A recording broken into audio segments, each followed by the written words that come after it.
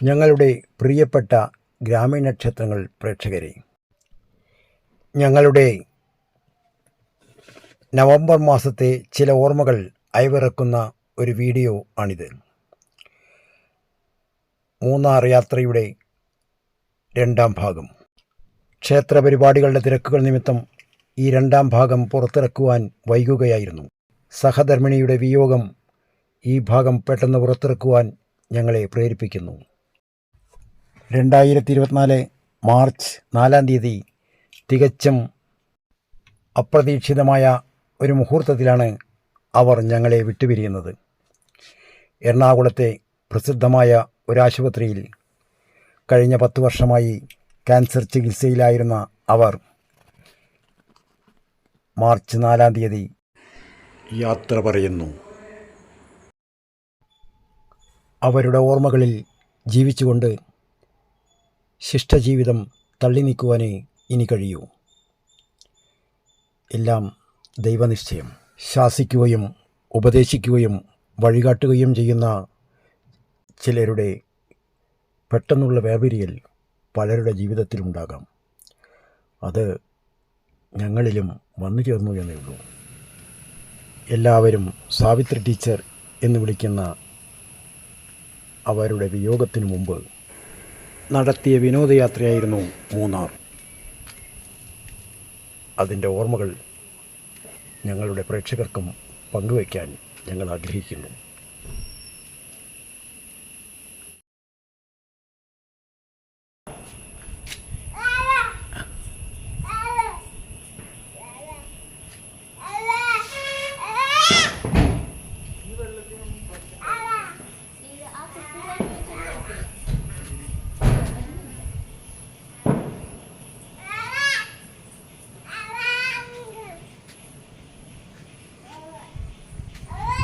ഞങ്ങളുടെ എല്ലാ വീഡിയോസും ഭക്തിയും വിജ്ഞാനവും പ്രദാനം ചെയ്യുന്നവയാണെന്ന് ഞങ്ങൾ വിശ്വസിക്കുന്നു. അത് ഈ വീഡിയോയിലും നിങ്ങൾക്ക് കാണാം. മൂന്നാറിനെക്കുറിച്ചുള്ള ചില സംക്ഷിപ്ത വിവരങ്ങൾ ഈ വീഡിയോയിലും ഞങ്ങൾ നടത്താൻ ഉദ്ദേശിക്കുന്നു. അത് സശ്രദ്ധം കേൾക്കും.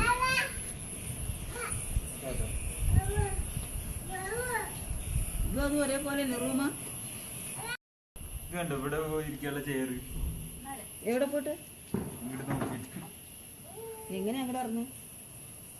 അവിടെ മറ്റേ ഫൺ ഏരിയ ഒക്കെ ഉണ്ട് എന്ന് പറഞ്ഞു. Carrom board, chess. രാത്രി ക്യാരം ബോർഡ് കളിക്കാൻ പോവാ അല്ലേ? 8 മണിയാവോ? 1/2 മണിക്കൂർ ക്യാരം ബോർഡ് കളിക്കാം. ഇതുവരെ വന്നേ വൈകുന്നേരം ആയാൽ കണ്ട നല്ല തണുപ്പ് വരിട്ടോ ഇവിടെ.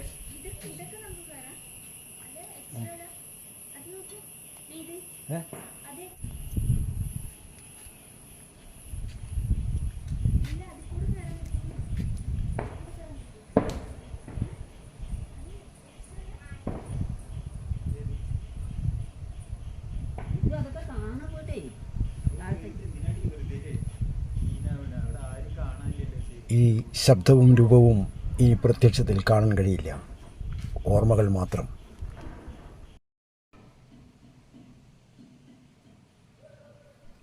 ഞങ്ങളെടുത്ത റിസോർട്ടിൽ ഞങ്ങൾക്കായി ഒരുക്കിയ റൂം ഇതായിരുന്നു.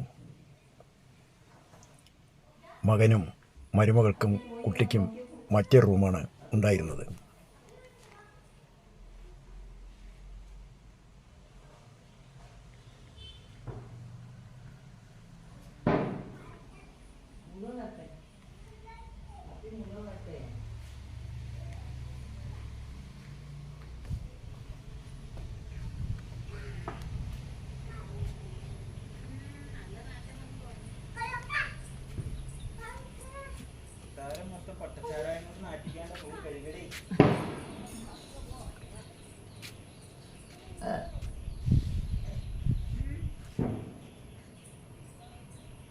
എപ്പോഴും ഈ വീഡിയോ എടുത്തുകൊണ്ടാണ് സുഖമുണ്ടോ? നമുക്കൊരു സമാധാനം, നിങ്ങൾക്ക് ഒരു പ്രഹസനമാണ്.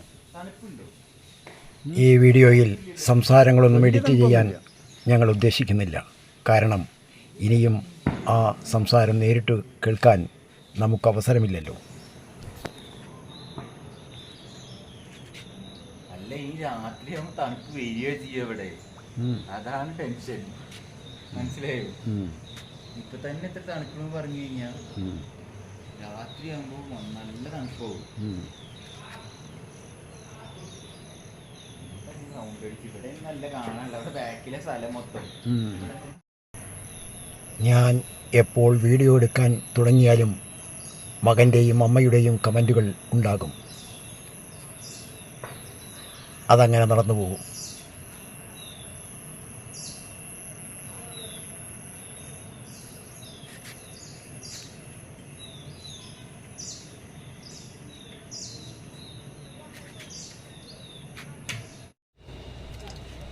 റിസോർട്ടിൽ ദീപാവലി ആഘോഷങ്ങൾക്കുള്ള ഒരുക്കങ്ങളായിരുന്നു.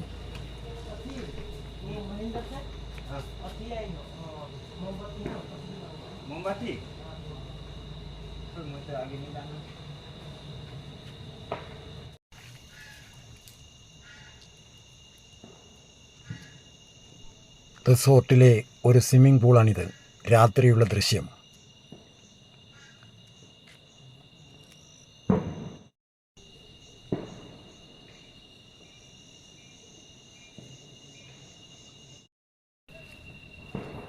പക്ഷേ ഈ രാത്രിയിലത്തെ ഭംഗി പകല് കിട്ടില്ല.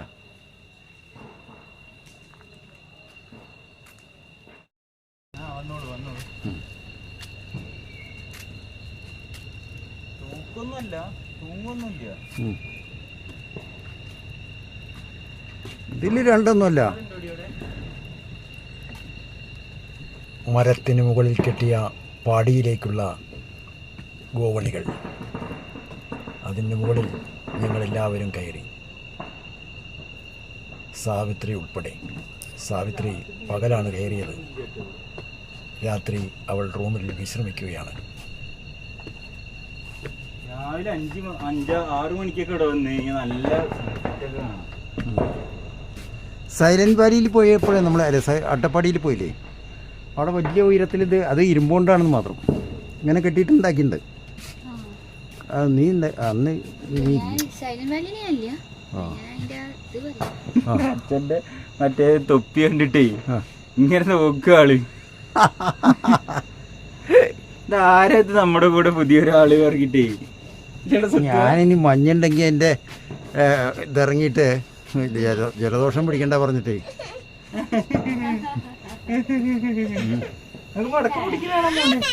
എൻ്റെ തൊപ്പിയിട്ട രൂപം വീഡിയോയിൽ കാണിക്കാൻ മറന്നുപോയി. ഇപ്പോഴാണ് അത് ഓർത്തത്.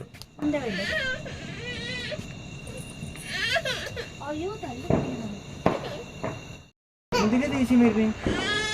ഇത് നോക്ക്, ലൈറ്റ് ലൈറ്റ് ടിങ് ടിങ് ടിങ് ടിങ് കണ്ട ലൈറ്റ് ടിങ് ടിങ് ടിങ്.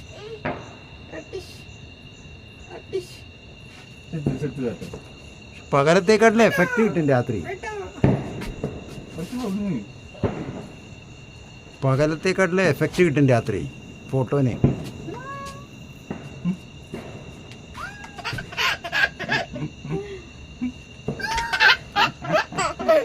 എല്ലാ പൊന്നാരും വരുന്ന ആൾക്കാരാ, നമ്മളെമാതിരി വരുന്ന ആൾക്കാരൊക്കെ വളരെ കുറവാണ്. നമ്മൾ തട്ടി പിടിച്ച് എല്ലാവരും ഓടുക. അത് അങ്ങനെയല്ല. ഇവിടെ വന്ന് കുറച്ച് നേരം സമാധാനം വർത്തമാനമൊക്കെ പറഞ്ഞ് ഇങ്ങനെ ഇരിക്കണവർക്ക് പറ്റിയ സ്ഥലങ്ങളതൊക്കെ.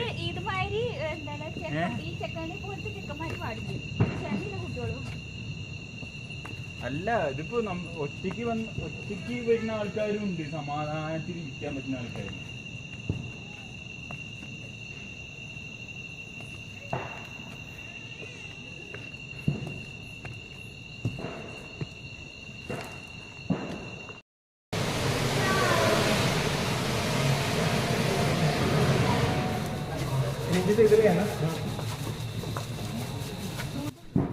ദീപാവലി ആഘോഷങ്ങൾ തകൃതിയായി നടക്കുന്നു. പക്ഷേ ഇവിടേക്ക് സാവിത്രിക്ക് വരാൻ കഴിഞ്ഞില്ല. കാരണം അവൾ റൂമിൽ വിശ്രമിക്കുകയാണ്. രാത്രി നേരമാണ്. മഞ്ഞ് കൊള്ളാൻ പറ്റില്ലല്ലോ.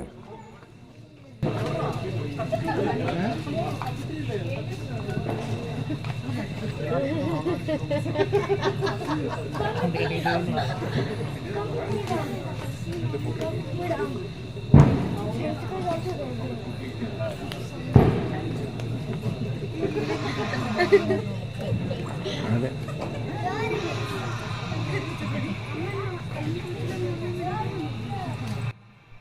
വിവിധ പ്രദേശങ്ങളിൽ നിന്നുള്ളവരുടെ ദീപാവലി ആഘോഷമാണ്.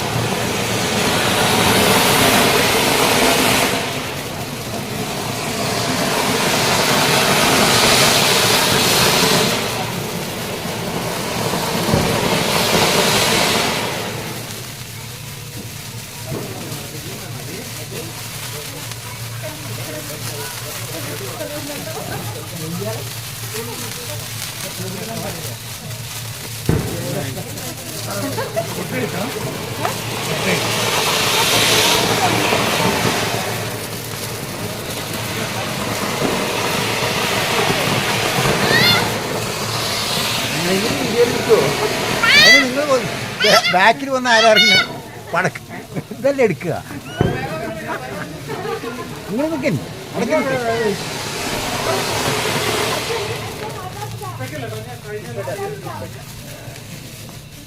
ഞാൻ അങ്ങോട്ട് വെളിച്ചത്തൊക്കെ പോയി നിന്നാൽ പോരെ. അതാ അവിടെ കത്തി.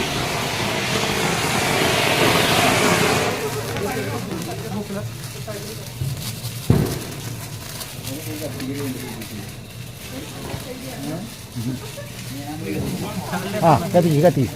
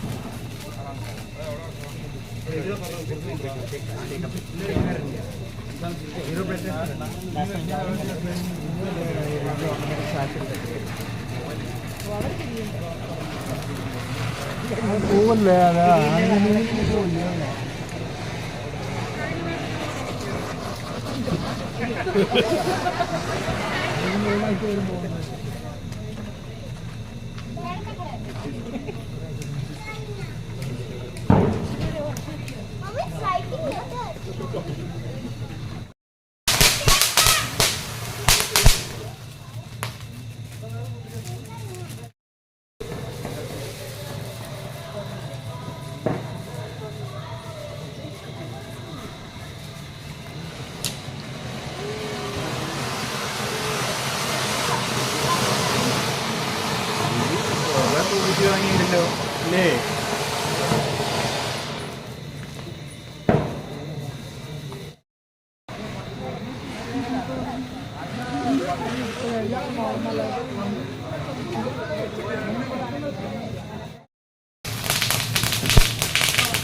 നല്ല പോലെ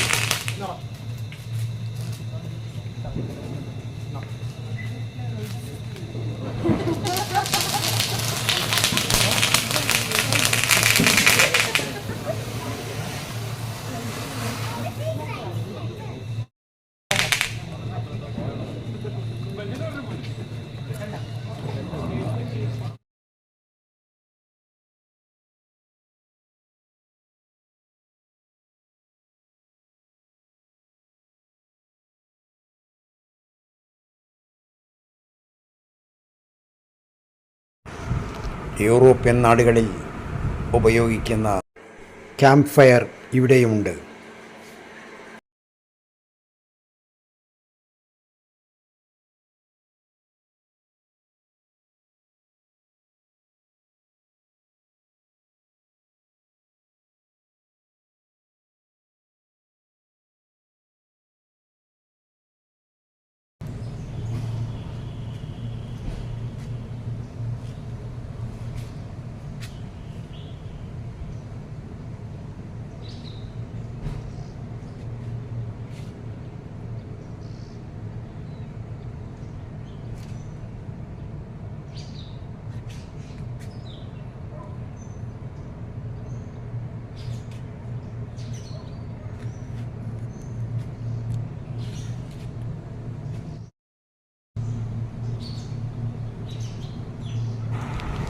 പ്രഭാത സൂര്യൻ്റെ കിരണങ്ങൾ ഏറ്റുവാങ്ങാൻ ഒരു നടത്തം.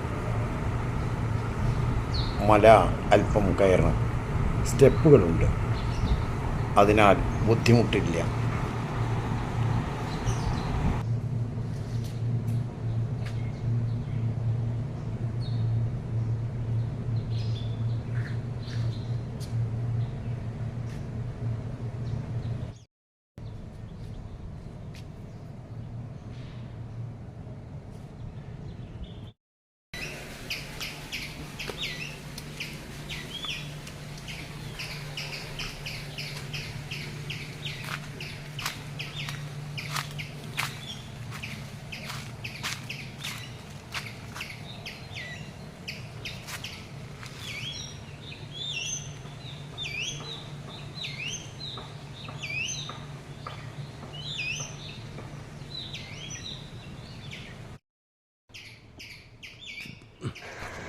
രാത്രിയിൽ കണ്ട അതേ സ്വിമ്മിംഗ് പൂൾ തന്നെയാണ് ഇത്.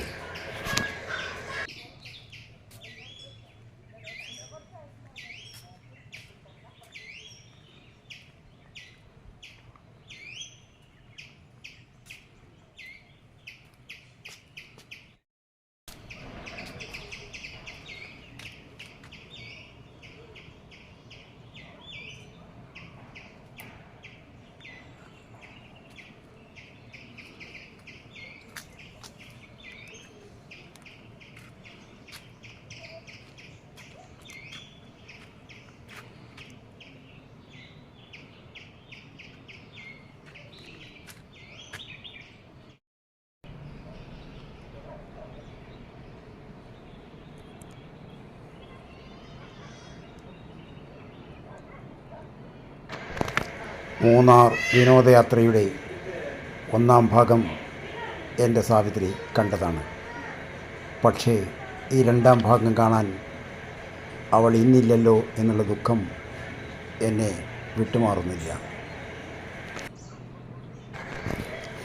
ഞാനെടുത്ത ഈ വീഡിയോകളും അവൾ കണ്ടിട്ടില്ല. യൂട്യൂബിൽ ഇട്ടതിന് ശേഷം മാത്രമേ ഞാൻ പലപ്പോഴും വീഡിയോ കാണിച്ചു കൊടുക്കാറുള്ളൂ.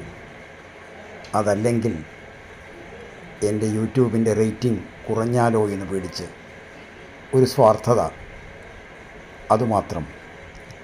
പക്ഷേ ആ സ്വാർത്ഥതയ്ക്ക് ഇന്ന് എന്തർത്ഥമാണുള്ളത്?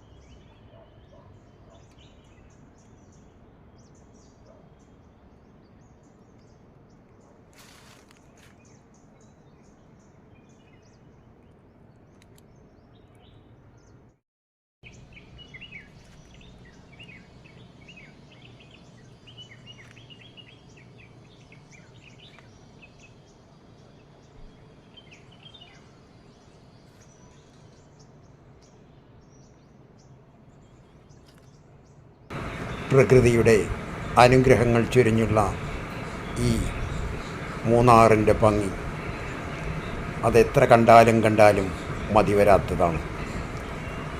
ഭൂമിയിൽ ഒരു സ്വർഗമുണ്ടെങ്കിൽ അതിതാണ് എന്ന് എനിക്ക് പറയാൻ തോന്നുന്നു. നോക്കൂ, ഇവിടെ വന്ന് 1 മണിക്കൂറെങ്കിലും ചിലവഴിച്ചാൽ നമുക്കൊരു പോസിറ്റീവ് എനർജി ഉണ്ടാകുമെന്നത് ഉറപ്പാണ്.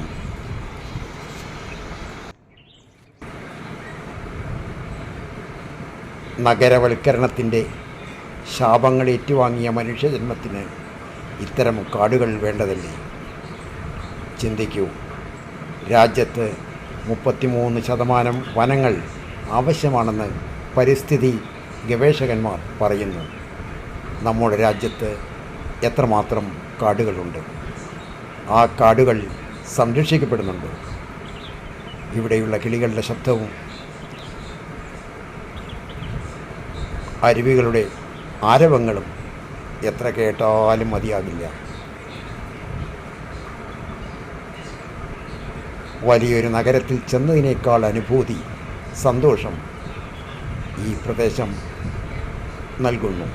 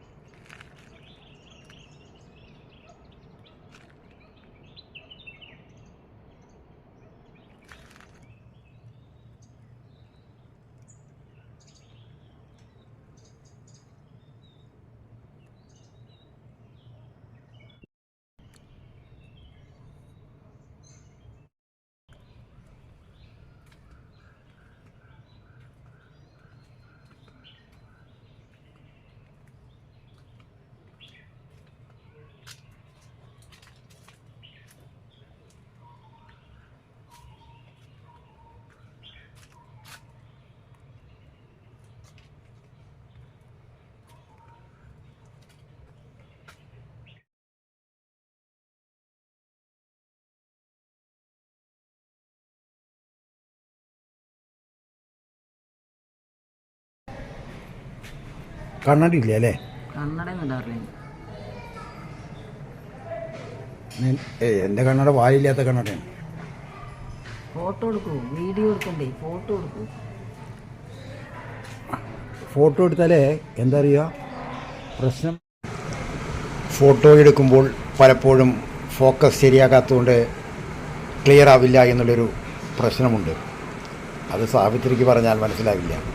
വീഡിയോ ആണെങ്കിൽ അത് നല്ല ഭാഗം നോക്കി എഡിറ്റ് ചെയ്യാമല്ലോ. ഞാൻ ഇവിടെ ഇരിക്കും, ഞങ്ങൾ രണ്ടുപേരും കൂടി ഇരിക്കും. അതാ അവനെ കരയിപ്പിച്ചു.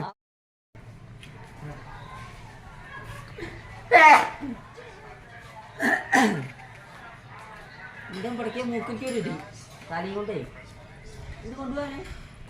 അജു കണ്ണ് താരതാരായിട്ട് വെള്ളം വരുന്നു.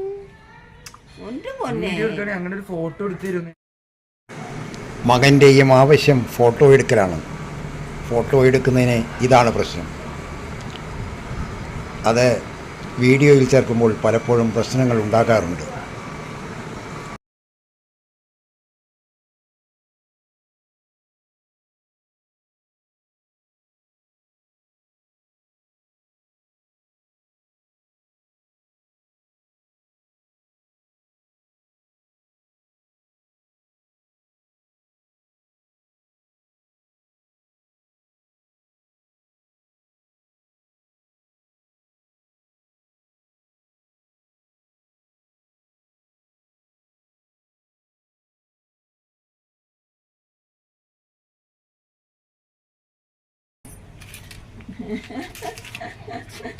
അയ്യോ കഷ്ടമുണ്ടോ കടുപ്പം.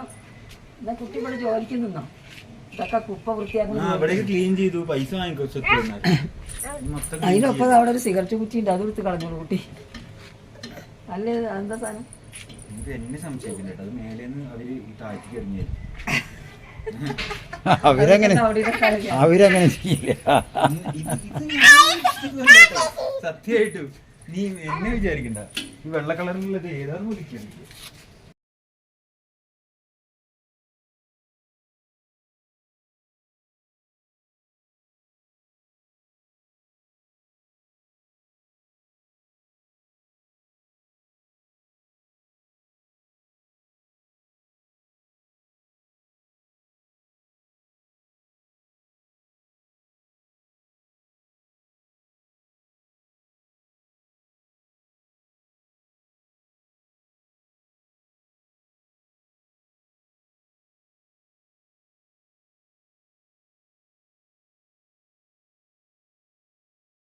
ഇച്ചിരി കസേര തടഞ്ഞു വീഴും തകര.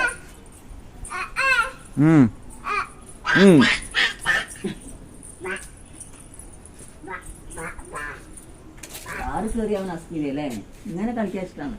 കാറ് കയറിയ എങ്ങനെ ഇത് കറിയ. ഇഡ്ലി പാപ്പ് തരട്ടെ അച്ഛമ്മ? ഇഡ്ലി പാപ്പ് തരട്ടെ? ഇഡ്ലി പാപ്പ് തരട്ടെ? ഇഡ്ലി തരട്ടെ, പാപ്പ് തരട്ടെ? എന്നാ അപ്പിട്ടു ഒന്ന്. ഇന്നലെ അപ്പിട്ടല്ലോ കുറവ്.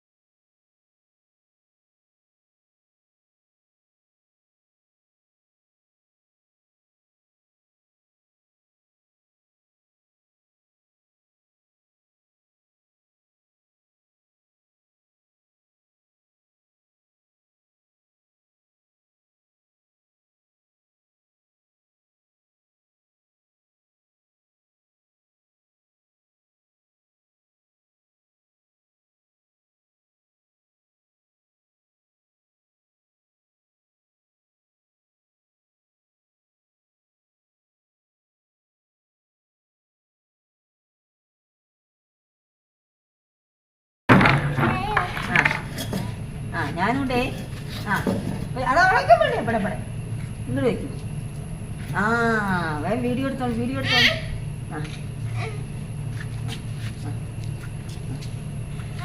ഇനി ഇത് ബടനെ നീക്കും, ബടനെ നീക്കും, ബടനെ ബടനെ അത് നീക്കാൻ വേണ്ടിയാ. ബടനെ ബടനെ ഇതിങ്ങനെ 2 ചാട്ടം ചാടും. അപ്പൊ ഞാനും ഇവിടുന്ന് എന്ത് ചെയ്യും?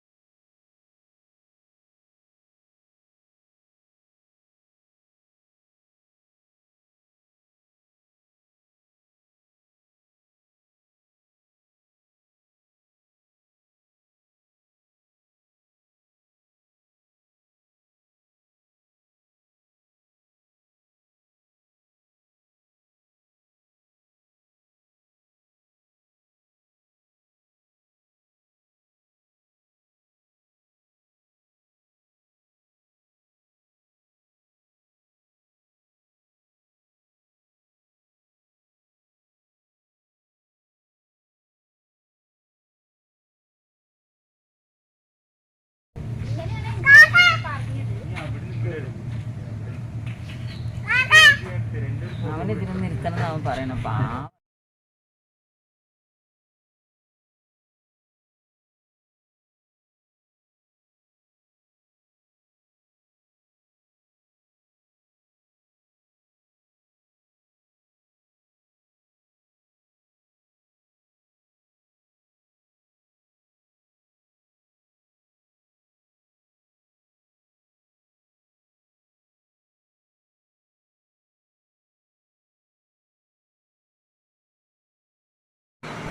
ഞങ്ങൾ വീട്ടിലെപ്പോഴും കുശുമ്പ് വർത്തമാനങ്ങളിലാണ്.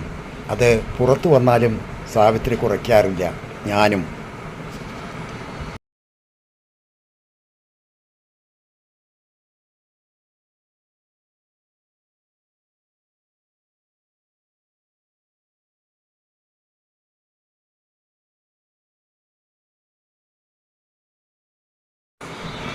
ഏതായാലും കഴിഞ്ഞ 3 മാസങ്ങൾ ഇത് എഡിറ്റ് ചെയ്ത് യൂട്യൂബിൽ കയറ്റാഞ്ഞത് നന്നായി എന്നെനിക്ക് തോന്നുന്നു. കാരണം സാവിത്രിയുള്ള എല്ലാ ഷോട്ടുകളും ഇതിൽ ഉൾപ്പെടുത്താൻ കഴിഞ്ഞല്ലോ.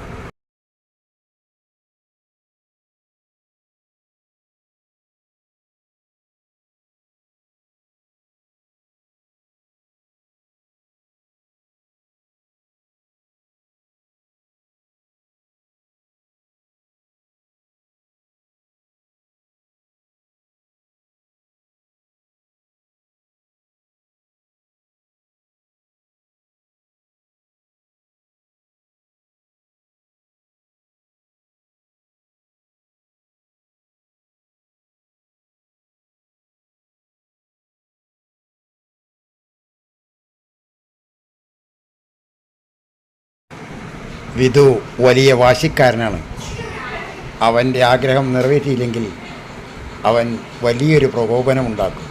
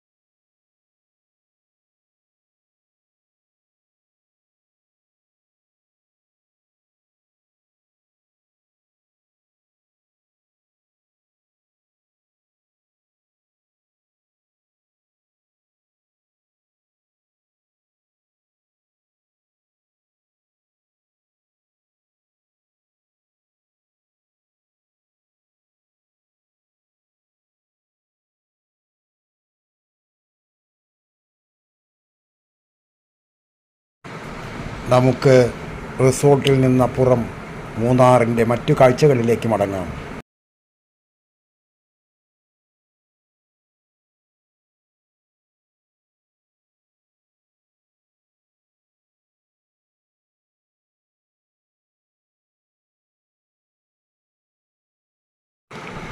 അരുവികളും വെള്ളച്ചാട്ടങ്ങളും മൂന്നാറിൻ്റെ പ്രകൃതി സൗന്ദര്യവും ആസ്വദിച്ചുകൊണ്ട് നമ്മുടെ യാത്ര തുടരാം.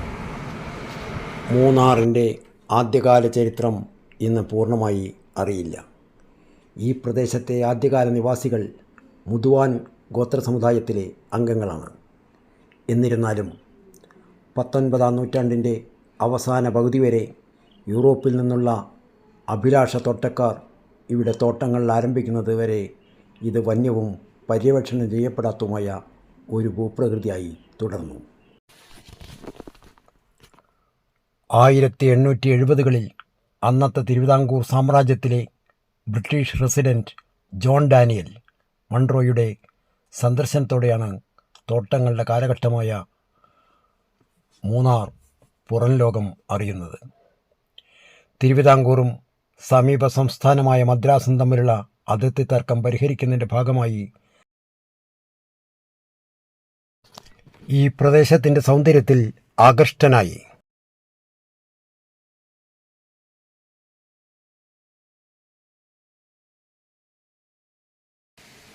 മൂന്നാർ പ്രദേശം തിരുവിതാംകൂർ രാജ്യത്തിൻ്റെ അധീനതയിലായിരുന്നെങ്കിലും പൂഞ്ഞാർ രാജകുടുംബത്തിൻ്റെ ജന്മഭൂമിയായിരുന്നു.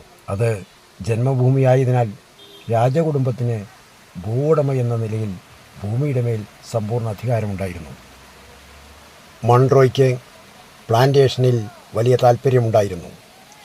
പ്രദേശത്തെ നിരവധി കുന്നുകളിൽ തോട്ടവിളകൾക്ക് ഉയർന്ന സാധ്യതയുള്ള കാനൻ ദേവൻ കുന്നുകൾ അദ്ദേഹം കണ്ടെത്തി. സമയം കളയാതെ മൺട്രോ പൂഞ്ഞാർ കൊട്ടാരം സന്ദർശിക്കുകയും അന്നത്തെ രാജകുടുംബത്തലവനായ രോഹിണി തിരുനാൾ കേരളവർമ്മ വലിയ രാജയെ കേരളവർമ്മ രാജ എന്ന് സ്നേഹപൂർവ്വം വിളിക്കുകയും ചെയ്തു. മൺട്രോയിലെ സംരംഭകൻ കേരളവർമ്മ രാജയുടെ വിശ്വാസം നേടിയെടുക്കുകയും കാനൻദേവൻ കുന്നുകൾ മൺട്രോയ്ക്ക് നല്ലൊരു തുകയ്ക്ക് പാട്ടത്തിന് നൽകുകയും ചെയ്തു. പ്രിയ പ്രേക്ഷകരെ, ഈ പറയുന്ന കാര്യങ്ങൾ ചില ഇംഗ്ലീഷ് ചരിത്ര പുസ്തകങ്ങളിൽ നിന്നുള്ള ട്രാൻസ്ലേഷനാണ്. അതിൽ പലതും ആധികാരികമാണോ എന്ന് നിങ്ങൾ തന്നെ പരിശോധിക്കുക. വെറും ചരിത്ര പുസ്തകങ്ങളിൽ നിന്നെടുത്ത വിവർത്തനത്തിൻ്റെ അടിസ്ഥാനത്തിലാണ് ഇത് പറയുന്നത്. യഥാർത്ഥ വസ്തുതകൾ നിങ്ങൾ ശേഖരിക്കുമല്ലോ. 1877 പൂഞ്ഞാട്ടിൽ കോയിക്കൽ രോഹിണി തിരുനാൾ കേരളവർമ്മ വലിയ രാജ 1,36,600 ഏക്കർ ഭൂമിയടങ്ങുന്ന കാനൻ ദേവൻ കുന്നുകൾ, അത് കണ്ണൻദേവൻ എന്നായിരിക്കാം, ജോൺ ഡാനിയൽ മൺട്രോയ്ക്ക് 2000 രൂപ നൽകി വാർഷിക പാട്ടത്തിന് നൽകി. Munro 1879 north Travancore land planting and agriculture society രൂപീകരിച്ചു.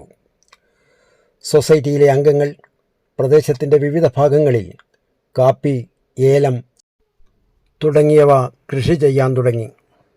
എന്നിരുന്നാലും ഈ പ്രദേശത്തിന് അനുയോജ്യമായ വിളയാണ് തേയില എന്ന് കണ്ടെത്തിയപ്പോൾ ഈ വിളകൾ പിന്നീട് ഉപേക്ഷിക്കപ്പെട്ടു. A.W. ടർണറാണ് ആദ്യം കൃഷി ആരംഭിച്ചത്. മൂന്നാറിൽ തേയില കൃഷി ആരംഭിച്ചത് മൺട്രോയും ടർണറുമല്ല എന്നതാണ് കൗതുകകരമായ കാര്യം. 1880 യൂറോപ്യൻ പ്ലാന്റായ A.H. ഷാർപ്പിനാണ് ഈ ക്രെഡിറ്റ്.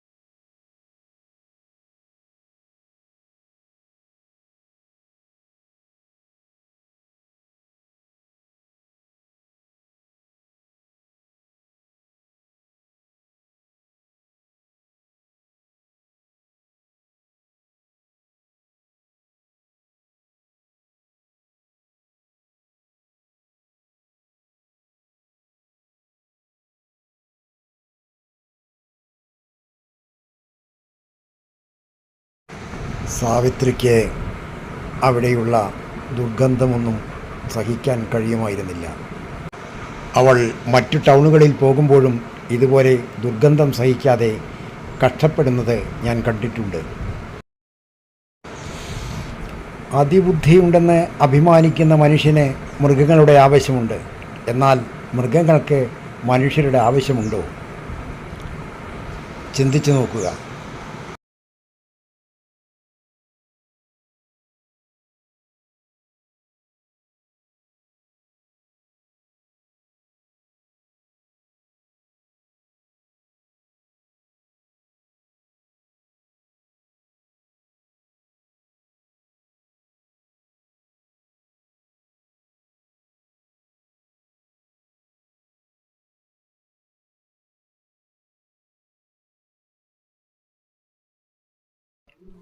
വിധുവിന് പേടിയായത് കാരണം ഞങ്ങൾ ആനപ്പുറത്ത് കയറാൻ നിന്നില്ല. അവന് ആനയെ ഭയങ്കര പേടിയാണ്, ചിത്രത്തിൽ പോലും. എലിഫൻ്റ് പാർക്കിൽ നിന്ന് ഞങ്ങൾ യാത്ര പുറപ്പെട്ടു.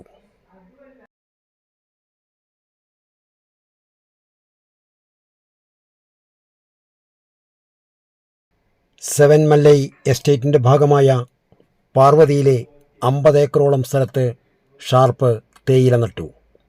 1895 Finlay Muir and company, James Finlay and company limited രംഗത്തിറങ്ങി 33 സ്വതന്ത്ര എസ്റ്റേറ്റുകൾ വാങ്ങി. ഈ എസ്റ്റേറ്റുകൾ കൈകാര്യം ചെയ്യുന്നതിനായി 1897 Kannan Devan hills produce company ആരംഭിച്ചു.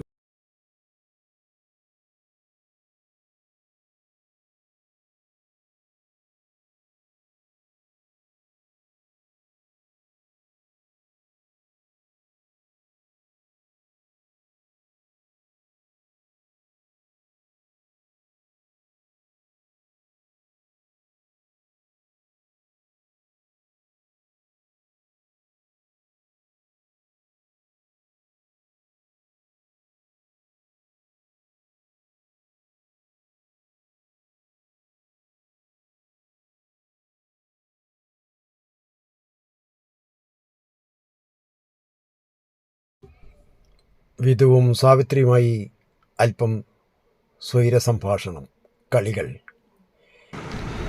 എല്ലാം ഇനി ഓർമ്മകൾ മാത്രം.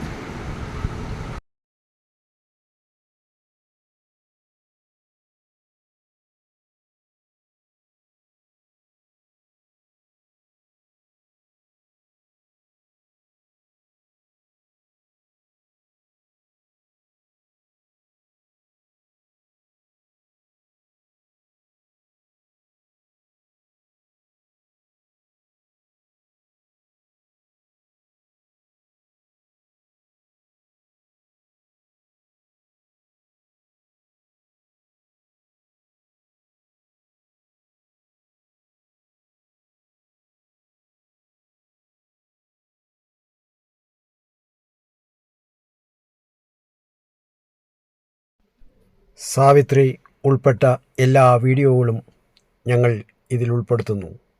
അതിൻ്റെ ഗുണമേന്മ നോക്കാതെ. അതിന് ഇനിയും അവസരമില്ലല്ലോ.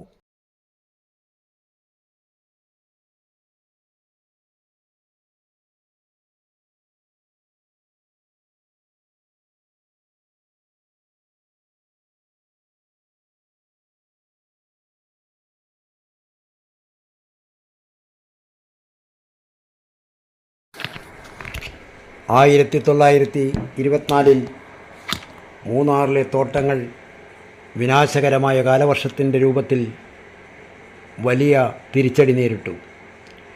കനത്ത ഉരുൾപൊട്ടലും വെള്ളപ്പൊക്കവും അക്ഷരാർത്ഥത്തിൽ ഭൂപ്രകൃതിയെ പലയിടത്തും മാറ്റിമറിച്ചു. സ്വത്തിനും ജീവനും കനത്ത നാശനഷ്ടമുണ്ടായി. ഇത് അവർക്ക് ബുദ്ധിമുട്ടാണെങ്കിലും ഏതാനും മാസങ്ങൾക്കുള്ളിൽ ജീവിതം സാധാരണ നിലയിലേക്ക് കൊണ്ടുവരാൻ നിവാസികൾക്ക് കഴിഞ്ഞു. പല എസ്റ്റേറ്റുകളിലും വൻതോതിൽ റീപ്ലാന്റേഷൻ നടത്തി. 1964 ടാറ്റ ഗ്രൂപ്പ് ഫിൻലേയുമായി സഹകരിച്ച് പ്രവർത്തിക്കാൻ തുടങ്ങി.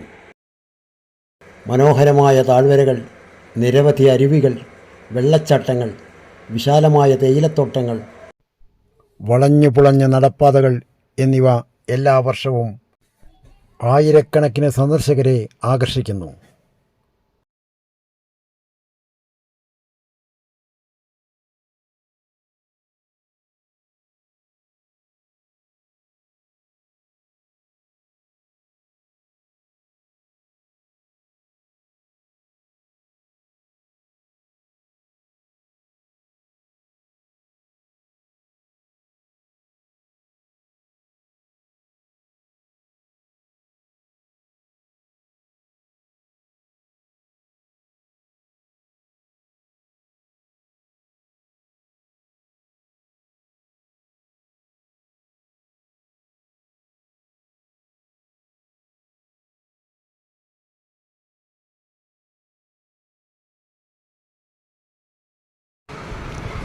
ഇതിലൊന്നും കയറാൻ എനിക്കും സാവിത്രിക്കും കഴിഞ്ഞില്ല.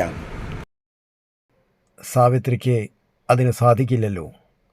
ഞാൻ സാവിത്രിക്ക് തുണയായി നിന്നു. ഇത് വിഷ്ണു അയച്ചു തന്ന വീഡിയോകളാണ്.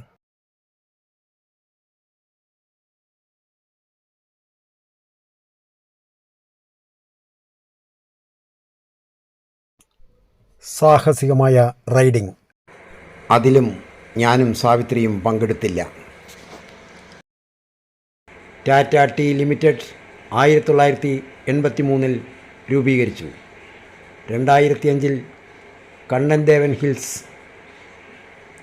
പ്രൊഡ്യൂസ് കമ്പനി പ്രൈവറ്റ് ലിമിറ്റഡ് രൂപീകരിക്കുകയും ടാറ്റ ടീ അതിൻ്റെ തോട്ടങ്ങളുടെ ഉടമസ്ഥാവകാശം പുതിയ കമ്പനിക്ക് കൈമാറുകയും ചെയ്തു. ടാറ്റ ടീമിലെ ജീവനക്കാർക്ക് കമ്പനിയിൽ ഓഹരി പങ്കാളിത്തമുണ്ട്. വിനോദസഞ്ചാരം മൂന്നാറിൻ്റെ പുതിയ പ്രതീക്ഷ. സമുദ്രനിരപ്പിൽ നിന്ന് ഏകദേശം 1600 മീറ്റർ ഉയരത്തിൽ സ്ഥിതി ചെയ്യുന്ന ഹിൽ സ്റ്റേഷനിലേക്ക് ലോകമെമ്പാടുമുള്ള സഞ്ചാരികൾ ഒഴുകിയെത്താൻ തുടങ്ങി. കൊളോണിയൽ മനോഹാരിത ഇപ്പോഴും നിലനിർത്തുന്ന ഈ പട്ടണത്തിൽ യാത്രക്കാരെ സ്വാഗതം ചെയ്യാൻ ധാരാളം ഹോട്ടലുകളുണ്ട്. പൂഞ്ഞാർ രാജകുടുംബത്തെ പരാമർശിക്കാതെ മൂന്നാറിൻ്റെ ചരിത്രം ഒരിക്കലും പൂർണ്ണമാകില്ല. ചരിത്രത്തിൻ്റെ ഒരു നീണ്ട കാലഘട്ടത്തിൽ ഈ രാജകുടുംബത്തിന് മൂന്നാറിലെ കന്യക കുന്നുകളുടെ സംരക്ഷകരാകാനുള്ള പദവി ലഭിച്ചു. പൂഞ്ഞാർ രാജകുടുംബത്തിൻ്റെ ചരിത്രം ആരംഭിക്കുന്നത് തമിഴ്നാട്ടിൽ നിന്നാണ്. അവിടെ നിന്നാണ് അധികാരത്തിനായുള്ള നിഷ്കരണം പോരാട്ടത്തെ തുടർന്ന് അവർക്ക് പലായനം ചെയ്യേണ്ടി വന്നത്. വളരെ കാലം മുമ്പ് മധുര രാജ്യം ഭരിച്ചിരുന്നത് പാണ്ഡ്യരാജവംശത്തിലെ ശക്തനായ രാജാവായിരുന്ന മാനവിക്രമനായിരുന്നു.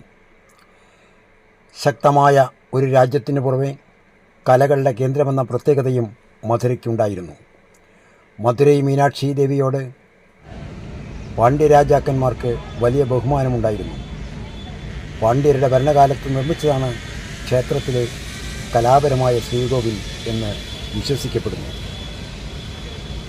ഒരിക്കൽ മധുര സമീപത്തെ ചോള രാജവംശത്തിൻ്റെ ആക്രമണത്തിന് കീഴിലാവുകയും കഠിനമായ യുദ്ധത്തിന് ശേഷം പാണ്ഡ്യന്മാർ അവരുടെ രാജ്യം തിരിച്ചുപിടിക്കുകയും ചെയ്തു.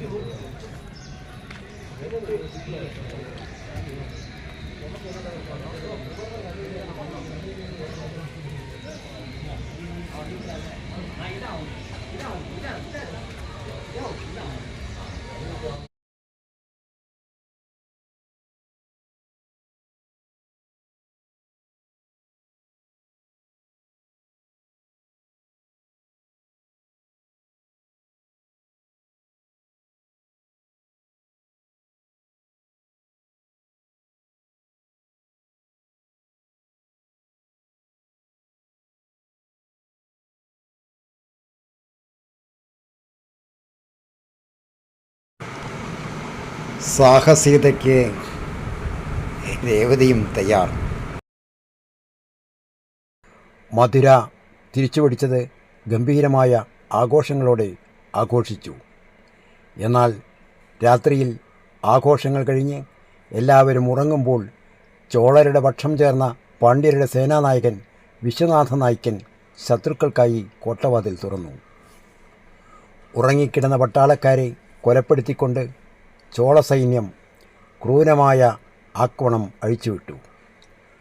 ഒരു മന്ത്രി മാനവിക്രമനെയും കുടുംബത്തെയും കോട്ടയിൽ നിന്ന് ഒരു നീണ്ട രഹസ്യ തുരങ്കത്തിലൂടെ സുരക്ഷിതമായി പുറത്തെടുത്തു. ആഭരണങ്ങൾ, രത്നങ്ങൾ, സ്വർണം എന്നിവയുടെ രൂപത്തിൽ അവരുടെ സമ്പത്തിൻ്റെ നല്ലൊരു പങ്ക് എടുക്കാൻ കുടുംബത്തിന് കഴിഞ്ഞു. തുരങ്കം അവരെ ഒരു വനമേഖലയിലേക്ക് നയിച്ചു. അവിടെ നിന്ന് അവർ പാൽഘട്ടുശ്ശേരിയിൽ എത്തി. അവിടെ അവർ ഒരു ബ്രാഹ്മണൻ്റെ വീട്ടിൽ കുറച്ചു കാലം താമസിച്ചു. എന്നാൽ തൻ്റെ അതിഥി മാനവിക്രമ രാജാവാണെന്നറിഞ്ഞപ്പോൾ ബ്രാഹ്മണ കുടുംബം ചോളരുടെ അപ്രീതി ഭയന്ന് അവരോട് സ്ഥലം വിടാൻ ആവശ്യപ്പെട്ടു. അവിടെ നിന്ന് മാനവിക്രമ ഇന്നത്തെ തൃശ്ശൂരിൻ്റെ ഭാഗമായ വന്നേരിയിലേക്ക് താമസം മാറ്റി. അവിടെ അദ്ദേഹം ഒരു വസതി പണിതു. കുറച്ച് സമയത്തിന് ശേഷം അദ്ദേഹത്തിൻ്റെ മുൻ പ്രജകളിൽ ചിലർ അദ്ദേഹത്തെ സന്ദർശിക്കാൻ വന്നു.